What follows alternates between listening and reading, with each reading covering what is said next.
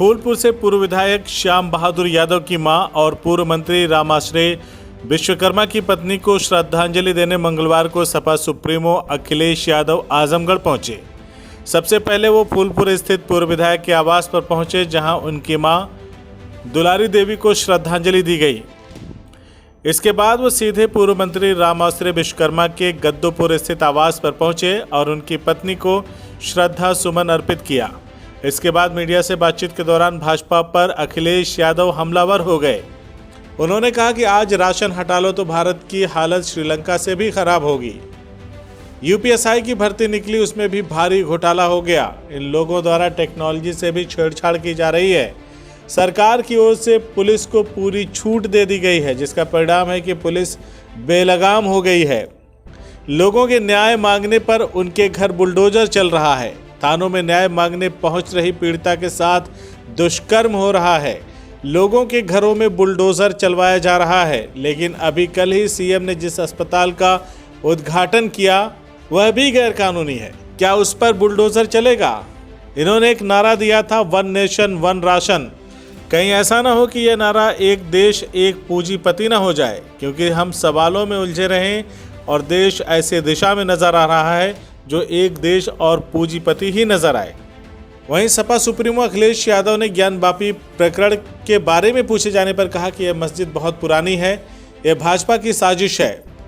यह सभी उनके सहयोगी हैं जो समय समय पर निकलकर नफरत को फैलाते हैं, जबकि सुप्रीम कोर्ट ने पहले ही कहा है कि किसी भी पुरानी चीज़ से छेड़छाड़ नहीं होगी। ज्ञानवापी मस्जिद बहुत पुरानी रही है और ये भारतीय जनता पार्टी की जानबूझ करके साजिश है। भारतीय जनता पार्टी के ये इंडिविजिबल मित्र हैं जो समय समय पर निकल करके आते हैं। भारतीय जनता पार्टी के इशारे पे ही ये अदृश्य इनके सहयोगी हैं जो निकल करके आते हैं और जानबूझ करके नफरत के बीज डालते हैं।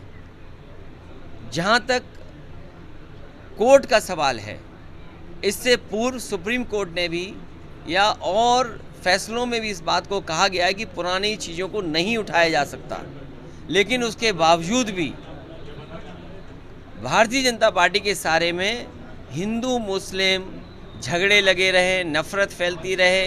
जो बुनियादी सवाल हैं उन पर चर्चा ना हो, महंगाई पे चर्चा ना हो, डीजल की महंगाई पे चर्चा ना हो, पेट्रोल की कीमतें बढ़ रही उसकी पे चर्चा ना हो, स्टील महंगी हो गई उस पर चर्चा ना हो, सीमेंट महंगा हो गया उस पर चर्चा ना हो, कड़वा तेल महंगा हो गया उस पर चर्चा ना हो। इसलिए जानबूझ करके भारतीय जनता पार्टी की इस तरह का काम करती है। उन्हीं के सहारे पर इस तरह के सवाल उठाए जाते हैं और जब ये सवाल उठाए जाते हैं, कहीं ना कहीं आप देखना कुछ ना कुछ बिक रही हैं।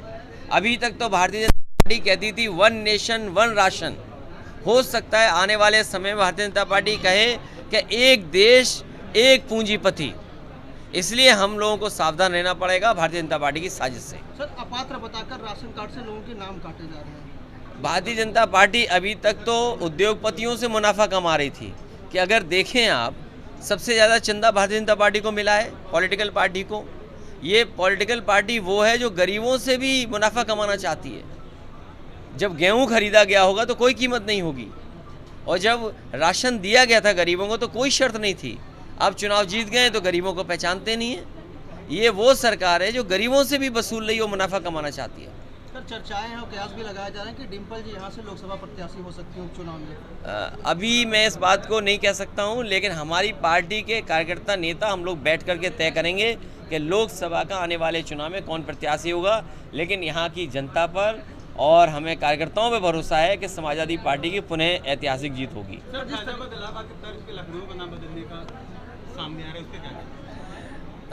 बीजेपी जानबूझ करके बेरोजगारी पर नहीं बात करेगी।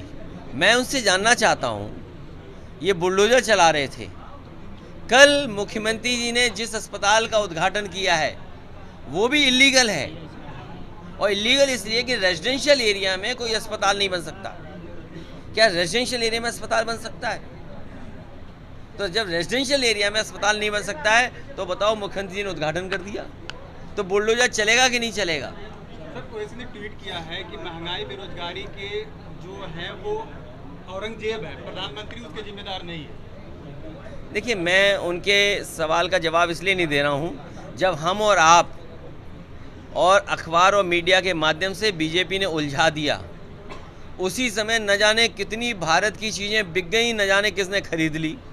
इसीलिए बीजेपी ये चाहती है कि जो लोग नारा दे रहे थे वन नेशन वन राशन, हम और आप लोग इसी तरह उलझे रहें इन सवालों में, वो लोग ये ना कर दें, सब कुछ बेच दें और ऐसा लगे कि एक देश और एक पूंजीपति।